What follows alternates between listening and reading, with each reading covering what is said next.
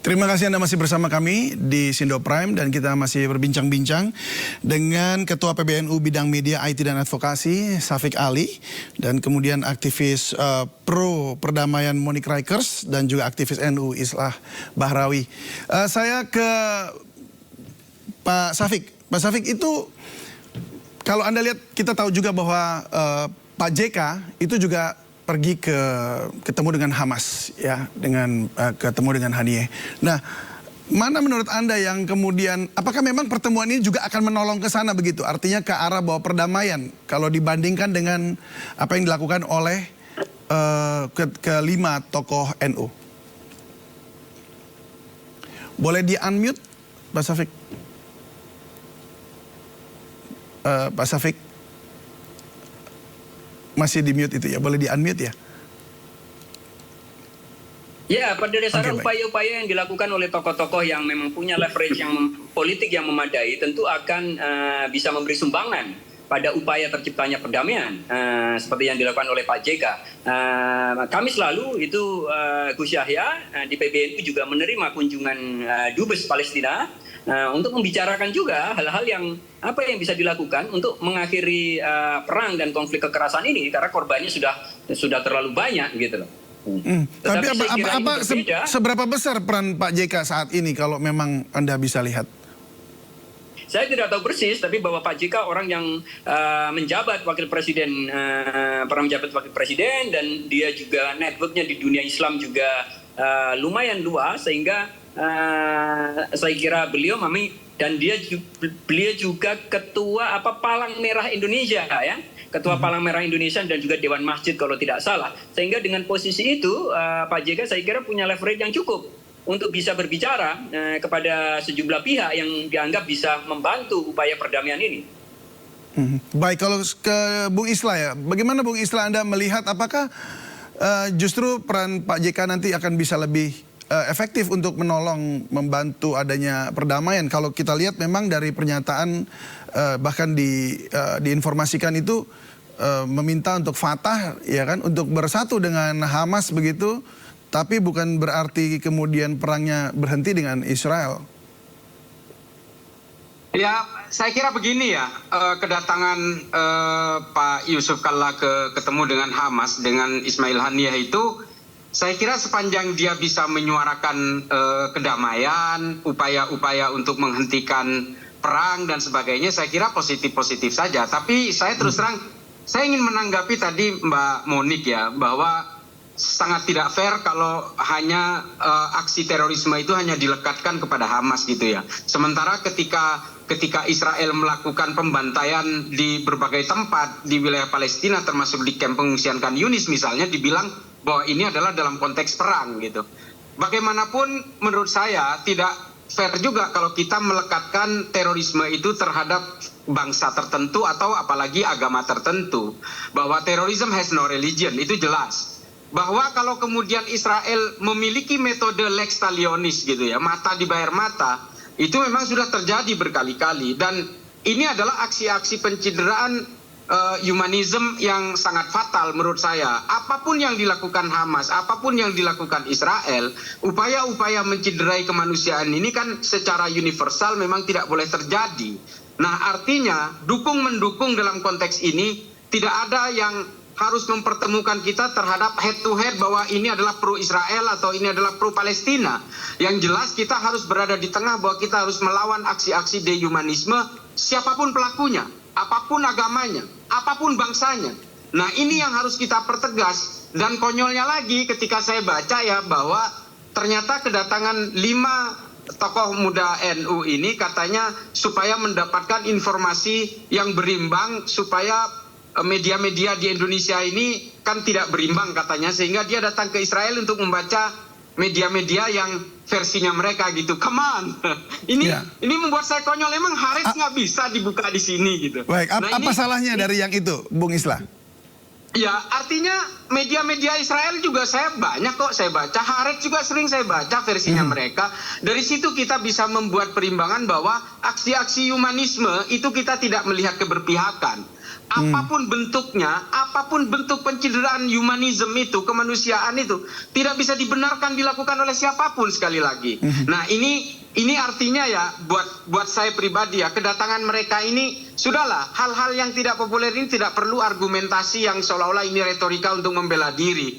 Ini bukan keputusan yang populer, apalagi atribusi NU masih melekat kepada mereka.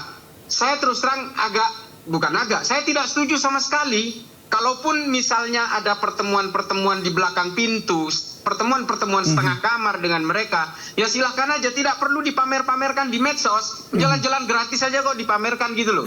Oke, baik. Pak Safik, tapi mau tanya, tadi kan dikatakan ini ada atributnya NU yang melekat terus, tapi memang apakah mereka memiliki jabatan yang signifikan begitu di PBNU? Dari kelimanya tidak ada yang menduduki jabatan atau pengurus harian, tidak ada. Tetapi ada beberapa yang pengurus badan otonom. Ya, jadi NU itu kan ada badan otonomnya, ada Muslimat, ada Fatayat, ada Ansor, ada Ibnu IPBNU, ya, ada Pagar Nusa gitu. Jadi sebagian itu pengurus badan otonom, tapi sebagian juga tidak.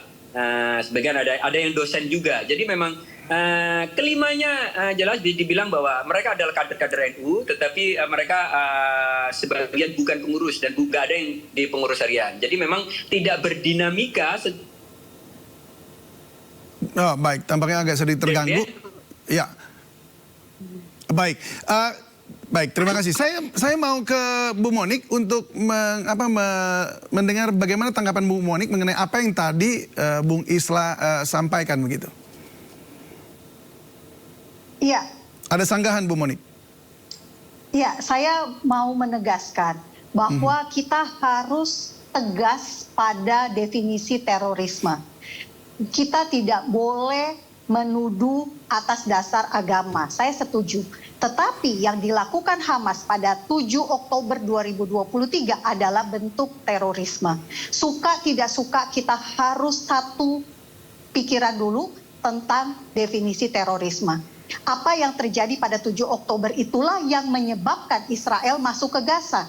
Kalau tidak ada peristiwa tragedi teror 7 Oktober yang menewaskan 1.200 orang dan sandra 253 orang yang masih ada di Gaza 120 orang, tentu Israel tidak akan masuk ke Gaza.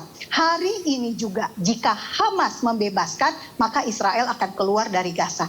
Nah, mungkin satu hal yang paling penting buat kita ya Bapak Ibu, saya kira itu Safik, keyakinan ya. Pak Safik, kita punya definisi terorisme Pak. Jadi kita harus mengikuti standar definisi terorisme itu. Iya. Nah, yang perlu kita satukan juga pendapat, pemahaman kita, Bapak-bapak, Pak Safik, Pak Islah, Bapak-bapak mengkritik kepergian orang-orang NU ke Israel bertemu dengan presiden. Tetapi Bapak-bapak tidak mengkritik JK yang pergi bertemu dengan pemimpin Hamas. Padahal Hamaslah yang saat ini menawan 120 orang. Baik, silakan Pak Safik. Kita harus adil dari pikiran. Kita harus adil melihat situasi. Bu Monik, kita biarkan Pak Safik untuk menjawab dulu. Ya. Silakan Pak Safik. Ya, Satu. baik, terima kasih. Tadi sudah saya sitir bahwa leverage politiknya berbeda. Leverage politiknya berbeda bahwa ketika misal pemimpin sekelas JK atau misalnya Gus Yahya atau misalnya Menteri Luar Negeri gitu kan bertemu dengan salah satu atau dua pihak yang bertikai, tentu itu persepsinya akan berbeda, yang mampu dilakukan juga akan berbeda. Berbeda dengan teman-teman muda NU ini, kader NU ini yang memang ke Israel tidak punya leverage politik yang sama. Sehingga kita menganggap bahwa tidak akan banyak upaya diplomasi yang berhasil dilakukan. Justru, jujur saja bahwa kami mencurigai itu bagian dari upaya Israel untuk menunjukkan bahwa ada banyak kelompok Muslim yang masih berdiri di sisi mereka. Karena kita tahu dengan kekejamannya, dunia sekarang sudah mengecam Israel. Sampai ICC juga mengeluarkan putusan, memang bukan hanya terhadap Netanyahu, tetapi juga terhadap pemimpin Hamas juga. Gitu. Artinya ini kita harus mendudukkan. Saya khawatir gini, Bu Moni, saya khawatir bahwa standing position ini tidak memungkinkan terjadinya perdamaian. Karena sekarang kita mau berdebat bahwa sudah sulit untuk mengatakan bahwa Israel sekarang hanya memburu Hamas. Hanya mengejar Hamas, pengen menetralisir Hamas. Sulit untuk dikatakan itu dengan sekian banyak bom yang dijatuhkan yang sudah meluluh lantakkan hampir semua Gaza. Ya, Bu Monik gimana? Ya, baik. Jika saya bisa sampaikan ya satu hal penting. Sekali lagi, Israel ada di Gaza karena masih ada tawanan.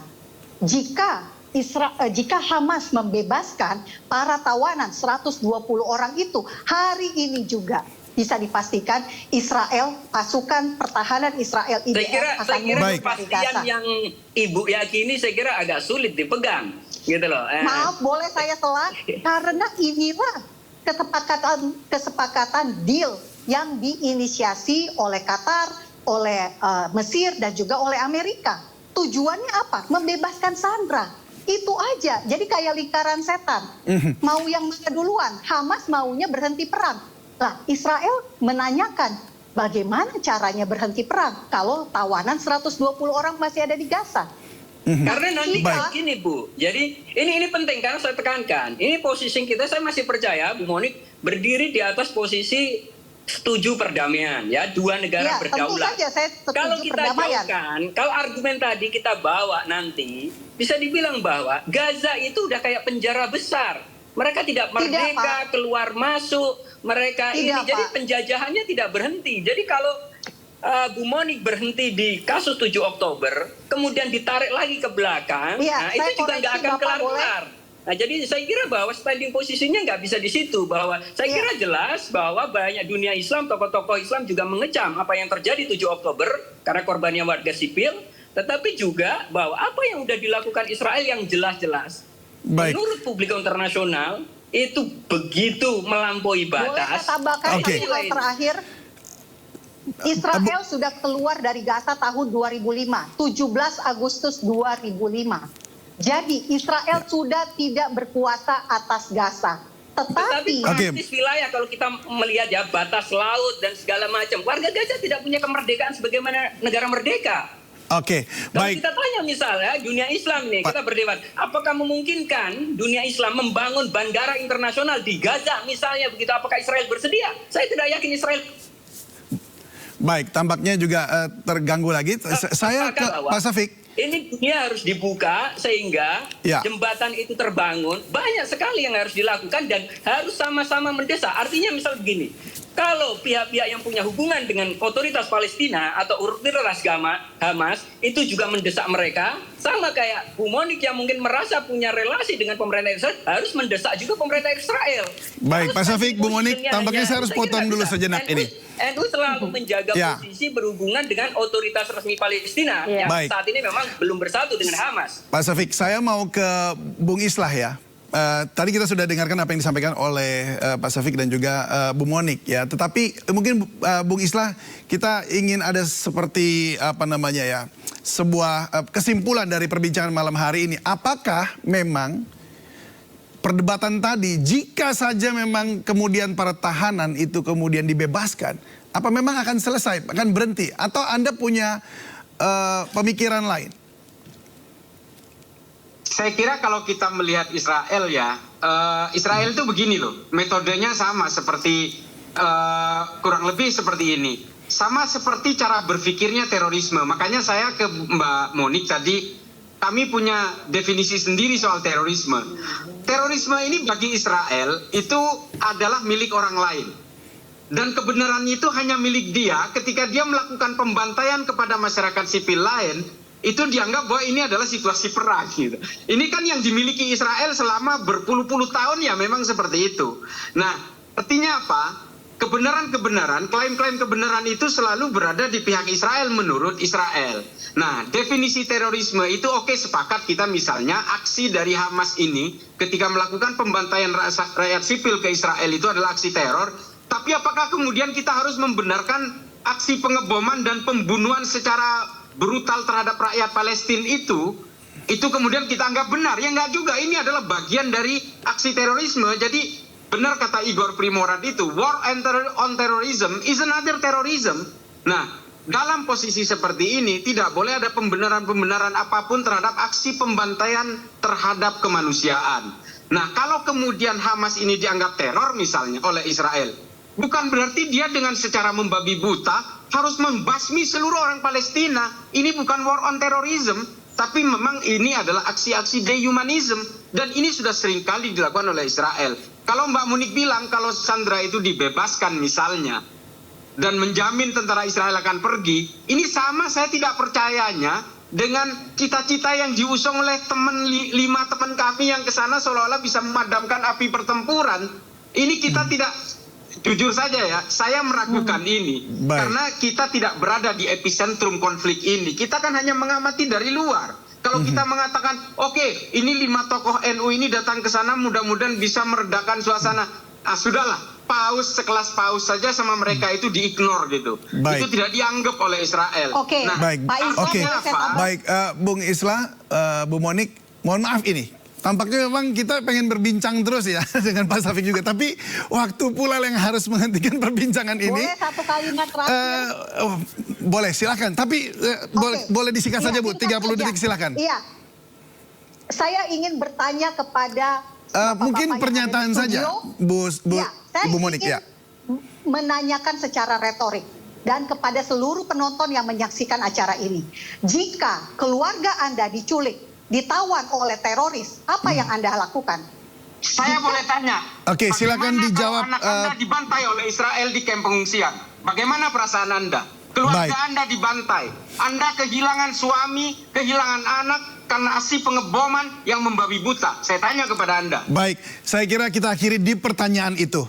Jadi ini akan menjadi jawaban dari masing-masing juga penonton yang ada di rumah supaya kita sama-sama bisa renungkan lalu kemudian apa solusinya yang terbaik. Baik, terima kasih Bung Islah, terima kasih Bu Monik, terima kasih juga Pak Syafiq. Selamat Oke, malam. sama-sama. Kita tunggu Selamat update malam. selanjutnya juga dari Pak Syafiq yang akan Terima melakukan kasih. pemeriksaan juga nanti. Terima kasih, selamat malam. Pemirsa, revisi undang-undang tentang Dewan Watim Pres menjadi Dewan Pertimbangan Agung menuai pro dan kontra. Apakah akan jadi pelabuhan Presiden Jokowi usai menjabat? Diskusinya akan kami hadirkan usai jeda. Tetaplah bersama kami di Sindo Prime.